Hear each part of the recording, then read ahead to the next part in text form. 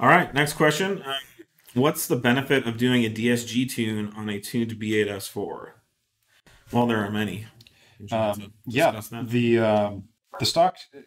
the stock transmissions, DSG transmissions, have a pretty low torque limit with what they'll allow the ECU to properly report and send to the transmission. The transmission will actually start reducing the amount of power that the engine's allowed to make.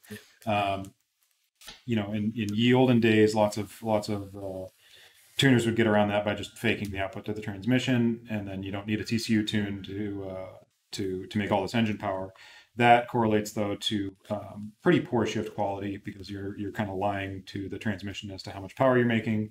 Therefore, the transmission doesn't know how to hold that much power and then deal with the shift. So that's where you'd see a lot of these videos where you're going up through the gears. As you change gears, you see the RPMs kind of fluctuate before they grab finally. And then that's rampant still on a lot of files that are out there. But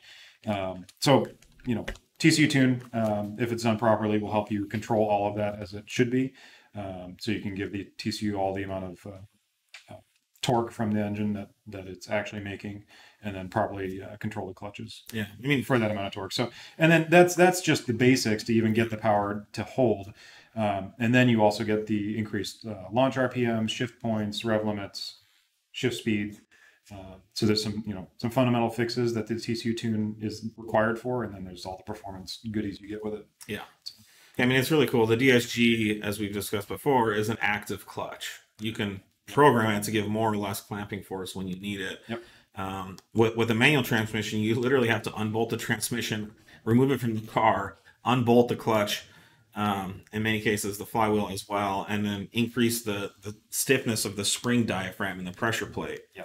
And that now just seems like the Stone Ages compared to just going into the ECU and literally asking the ECU to hold more power. So, and usually with trade-offs in your leg effort and driving. With the manual setup, yeah, there's huge compromises you have to make. So we don't need to go down that path. Yeah.